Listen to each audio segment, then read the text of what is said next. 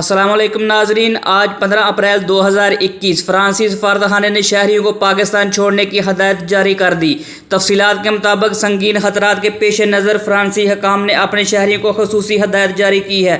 AFP کے مطابق فرانسی نے اپنے شہریوں کو پاکستان چھوڑنے کی ہدایت جاری کر دی۔ پاکستان میں فرانسی سفارتخانے کی جانب سے یہ ہدایت مذہبی جماعت کی جانب سے پرتشدد مظاہروں کے بعد کی گئی۔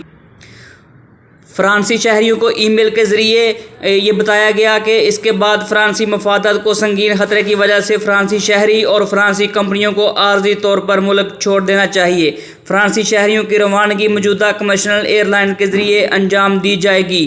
خیال رہے کہ گزشتہ 3 روز سے ملک بھر میں مذہبی جماعتوں کے جانب سے احتجاج کیا گیا۔ حکومت کے 6 کے قریب اداروں کو تحریک لبیک پاکستان TLP کو پاکستان کی قومی سلامتی کے لیے سنگین خطرہ قرار دے دیا۔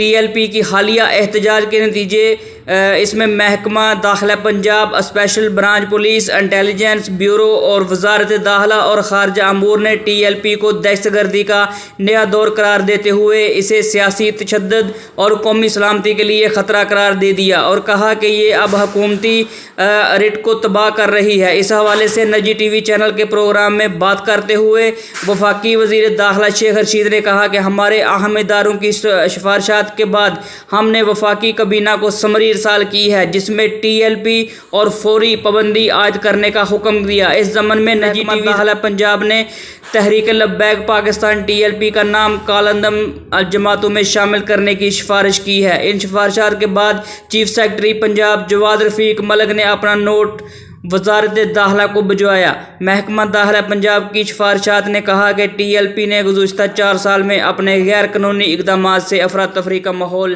پیدا کیا ہوا